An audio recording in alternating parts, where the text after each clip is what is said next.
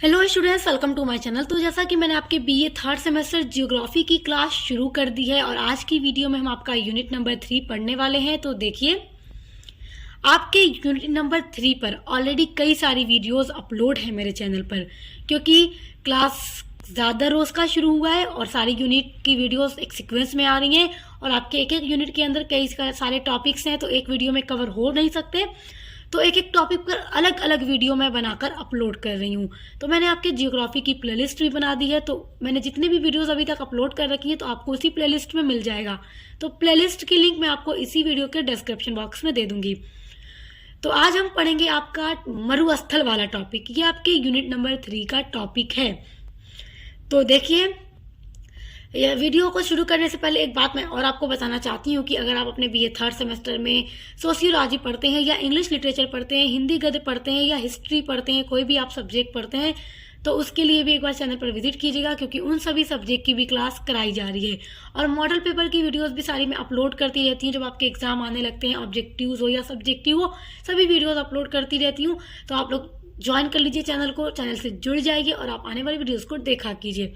चलिए अब वीडियो को शुरू करते हैं। तो मरुस्थल ये आपके यूनिट नंबर 3 का टॉपिक है, तो आज हम इसको पढ़ेंगे। मरुस्थल को हिंदी में देखिए, मरुस्थल को इंग्लिश में बोलते हैं डेजर्ट। डेजर्ट बोलते हैं मरुस्थल को। देखिए, मरुस्थल होता क्या है, मरुस्थल कैसा क्षेत्र होता है, उसके बारे में हम जानेंगे। फिर हम मरुस्थलीकरण के बारे में भी आगे इसी वीडियो में पढ़ेंगे। देखिए, वह क्षेत्र, मरुस्थल वह क्षेत्र होता है जहाँ पर जो वर्षा होती है, वार्षिक वर्षा, वो 25 सेंटीमीटर से भी कम होती है। और वो मरुस्थलीय क्षेत्र जो होता है, वहाँ वर्षा की कमी के कारण ही वहाँ की जो मृदा होती है, जो मिट्टी वहाँ की होती है मरुस्थल क्षेत्रों की, वो नमी की उसमें कमी होती है। वहाँ की मिट्टी में नमी की कमी होती है, क्योंकि वहाँ पर वर्षा बहुत कम होती है इस कारण। और जो वहाँ की मिट्टी होती है, उसमें जैविक तत्वों का भी अभाव होता है। तो याद रखिएगा कि वहाँ की मिट्टी में जैविक तत्वों का भी अभाव। यहाँ पर तापमान अधिक होने के कारण जो वाष्पीकरण है वो भी बहुत ज्यादा अधिक होता है। और क्योंकि मरुस्थलीय क्षेत्र में तापमान अधिक होता है, तो इस कारण यहाँ पर वाष्पीकरण भी बहुत अधिक होता है और मरुस्थल को रेगिस्तान के नाम से भी जाना जाता है। देखिए, मरुस्थल को रेगिस्तान भी कहा जाता है और इंग्लिश में इसे डेजर्ट बोला जाता है, याद रखिएगा। अच्छा, अब यहाँ पे मैं आपको और एक बात बताना चाहती हूँ जो बहुत इंपॉर्टेंट है। देखिए, मरुस्थल का नाम सुनकर हर किसी के मन में यही ख्याल आता होगा, हर कोई यही सोचता होगा कि मरुस्थल जो है वो बहुत गर्म इलाका होता है, बहुत गर्म क्षेत्र होता है और वहाँ पे सिर्फ और सिर्फ गर्मी होती है। बल्कि ऐसा नहीं है, मरुस्थल में जितनी अधिक गर्मी होती है उतना अधिक ठंडा भी होता है। ऐसे मरुस्थल हैं जहाँ पे बहुत अधिक ठंड भी पड़ता है और वहाँ के जो गर्मी के मौसम होते हैं और जो सर्दी के मौसम होते हैं उनमें काफ़ी अंतर होता है। गर्मी बहुत अधिक हो जाती है और सर्दी भी बहुत अधिक होती है। दिन जितना गर्म होता है, रात उतनी ठंडी भी हो जाती है मरुस्थली इलाकों की। तो ऐसा नहीं है कि मरुस्थल सिर्फ गर्म होते हैं, ठंडे भी होते हैं। देखिए, मरुस्थल को इसीलिए 2 भागों में बांटा जा सकता है। पहला है उष्ण मरुस्थल, दूसरा है शीत मरुस्थल। उष्ण मरुस्थल का मतलब जो गर्म रेगिस्तान है और शीत मरुस्थल जो ठंडे रेगिस्तान है। तो गर्म मरुस्थल में आता है सहारा मरुस्थल, जो विश्व का सबसे बड़ा मरुस्थल है, जो अफ्रीका में स्थित है। और भारत का जो थार मरुस्थल है, भारत का सबसे बड़ा मरुस्थल जो पाकिस्तान तक फैला हुआ है, थार मरुस्थल जो राजस्थान में है। तो ये जो है गर्म रेगिस्तान है। और जो ठंडे रेगिस्तान है उसमें शामिल है अंटार्कटिक मरुस्थल और दूसरा है गोबी मरुस्थल। ये सारे जो है ये शीत मरुस्थल है जहाँ पे ठंडी भी पड़ती है। तो इस तरह से रेगिस्तान को 2 भागों में बांटा जा सकता है, एक उष्ण और एक शीत। तो याद रखिएगा। मरुस्थलीकरण के बारे में पढ़ते हैं। मरुस्थल आई होप आप बहुत अच्छे से समझ गए होंगे। तो अब ये समझिए कि ये जो मरुस्थलीकरण है ये क्या होता है। समझिए ध्यान से, मोस्ट इम्पॉर्टेंट आपका टॉपिक है एग्जाम के लिए।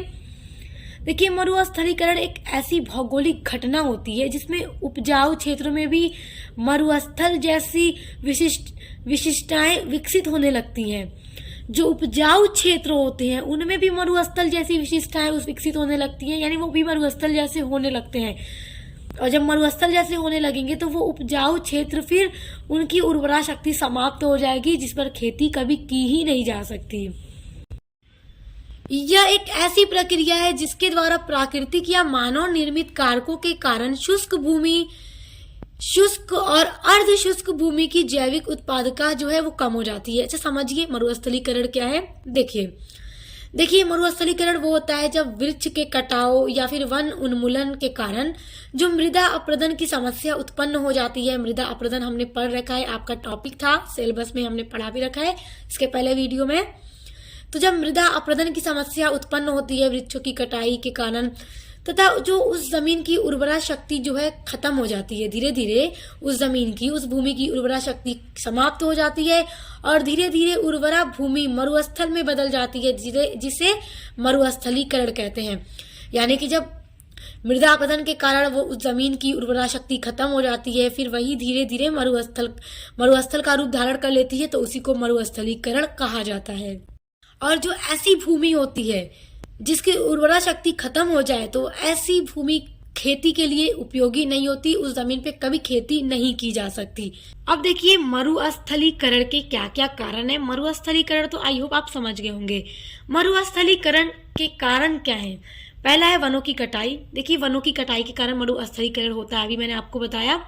देखिए जब पेड़ों को काटने से पारिस्थितिकी में असंतुलन हो जाता है और मिट्टी का क्षरण होता है, मिट्टी का कटाव होता है, जिससे क्या है उस जमीन की उर्वरा शक्ति समाप्त हो जाती है और वो धीरे धीरे मरुस्थल का रूप धारण कर लेती है और ऐसी भूमि कभी खेती के लिए उपयोगी नहीं हो सकती, तो वो मरुस्थलीकरण कहलाता है। तो याद रखिएगा वनों की कटाई भी मरुस्थलीकरण का एक कारण है। दूसरा है सूखा। देखिए उच्च वायु तापमान के तहत वर्षा की कमी से सूखा पड़ जाता है और जब सूखा पड़ जाता है तो पानी की कमी बढ़ जाती है, इस कारण भी मरुस्थलीकरण हो जाता है।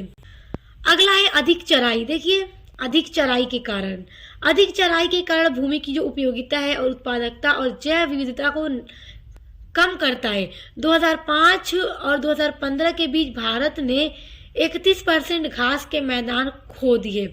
जो पशुओं की अधिक चराई होती है उसकी बात हो रही है, तो उससे भी मरुस्थलीकरण उत्पन्न हो जाता है।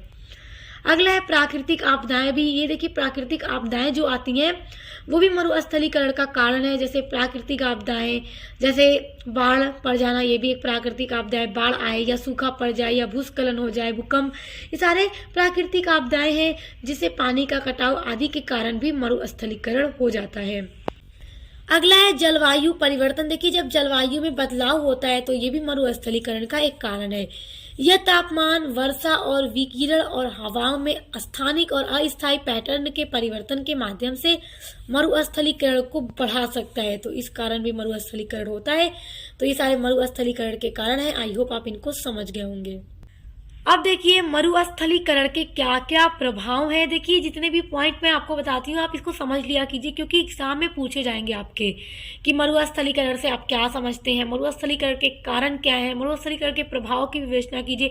इस तरह से आपके प्रश्न लघु में पूछ सकते हैं, दीर्घ में भी पूछ सकते हैं, तो आप समझे रहेंगे तो आपको आसानी रहेगी। देखिए मरुस्थलीकरण का जो प्रभाव है उसमें पहला पॉइंट है कि क्षेत्र में खेती करना कठिन या असंभव भी हो जाता है। क्योंकि अब बताइए मरुस्थलीकरण कब होता है, जब भूमि जो है मृदा अपरदन के कारण भूमि का कटाव होता है और वो जो भूमि है उसकी उर्वरा शक्ति ही खत्म हो जाती है। और जब किसी भी भूमि पर उर्वरा शक्ति खत्म हो जाए तो उस पर खेती करना मुश्किल क्या असंभव हो जाता है, उस पर खेती की ही नहीं जा सकती, वो खेती के लिए एकदम अनुपयोगी हो जाती है, उसका उपयोग नहीं किया जा सकता। तो इस कारण खेती करना क्या है, कठिन या असंभव हो जाता है। देखिए दूसरा पॉइंट है पानी की खराब गुणवत्ता। मरुस्थलीकरण का प्रभाव पानी की इस गुणवत्ता पर भी पड़ता है। अब देखिए तीसरा पॉइंट है अकाल, गरीबी, सामाजिक संघर्षों की स्थिति, इस पर भी प्रभाव पड़ता है। चौथा है जैव विविधता को नुकसान और प्रजातियों का विलुप्त होना। देखिए इन सारी चीजों पर ही प्रभाव पड़ता है मरुस्थलीकरण का। पांचवा है जमीन बंजर हो जाती है, और जमीन बंजर हो जाएगी तो कभी खेती नहीं हो सकती, तो ये भी एक मरुस्थलीकरण, इस पर भी प्रभाव डालता है। छठा पॉइंट है प्राकृतिक आपदाओं में वृद्धि हो सकती है। इस कारण क्या है, प्राकृतिक आपदाएं जो है उसमें बढ़ावा हो सकता है, प्राकृतिक आपदाएं आ सकती हैं। तो ये सारे जो पॉइंट है मरुस्थलीकरण का, इन सभी पर प्रभाव पड़ता है। तो आई होप आप बहुत अच्छे से समझ गए होंगे। तो यह वीडियो यहीं पर खत्म होता है। वीडियो छोटा सा था मगर आई होप कि आपके लिए हेल्पफुल रहा होगा।